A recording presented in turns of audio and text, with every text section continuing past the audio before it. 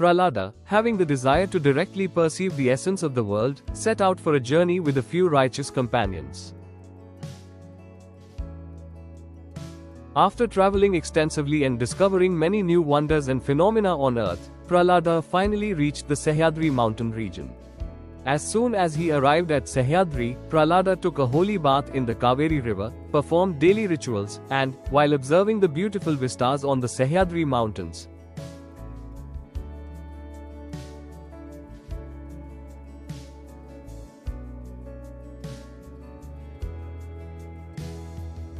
saw a sage lying on the ground like a python. Prahlada immediately approached the sage. The sage's body was covered in dust and dirt, but there was a divine radiance on his face. Observing this, Prahlada wondered in amazement, "What is this extraordinary sight I am seeing? Who is this person? Despite lying on the harsh ground in dirty clothes, how does he possess such radiance?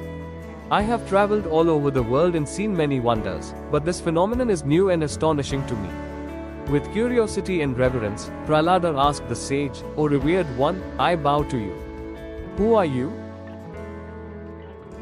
The sage, though knowing everything, opened his eyes slowly and looked at Prahlada. Noting the sage's gaze, Prahlada inquired again, "O great soul, who are you? Why are you lying on the ground like a python? How can you gain wealth by doing nothing? Without wealth, one cannot experience pleasures. Your body is covered in dust, yet you shine with such great radiance. You appear like a great yogi. I have seen many wonders and phenomena across the earth, but this sight is new and surprising to me. Please explain the reason for this wonder and make me fortunate, O revered one." The sage responded, "Prahlada, you are a great devotee of Lord Vishnu, who has manifested on this earth through your devotion. As a person who has achieved true spiritual insight, you should know that I am not in need of anything. You ask about this wonder, but you are well versed in spiritual matters. The fact is that every human life is a gateway to heaven and liberation. Those who perform sinful deeds will be reborn as animals. Those who balance their sins and virtues will be reborn as humans. Such people will experience both pleasure and pain. To obtain pleasure, people perform various actions and receive corresponding results. However, one who desires no results at all does not need to perform any actions. Pleasure is the true nature of the soul, while pleasures and pains are merely illusions and impermanent. Once I gained complete knowledge, there was no need for further actions. Therefore, I lie here like a python, without effort, enjoying the bliss of the self." O Prahlada, a person who does not understand this secret is like someone running after mirages, unable to grasp the true nature of happiness that is buried within themselves. People are caught in the cycle of birth and rebirth due to lack of control over their senses and desire. The delusion that wealth brings pleasure only leads to sorrow. The fear of losing wealth leads to constant anxiety and distress. Thus, the pursuit of wealth is futile.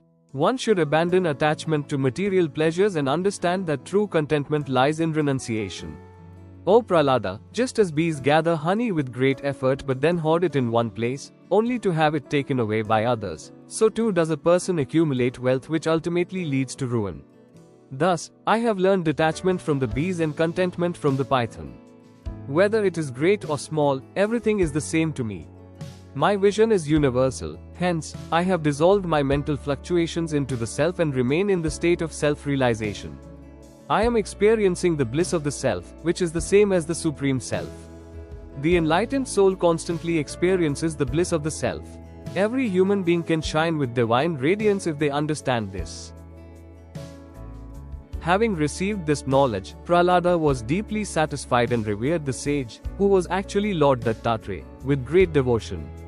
After receiving blessings from Lord Dattatreya, Prahlada took leave and departed. The Vedic scholar then explained to his disciple that this state of enlightenment is the attainment of the great yogi, Sri Dattayogi, who imparted this wisdom to Prahlada.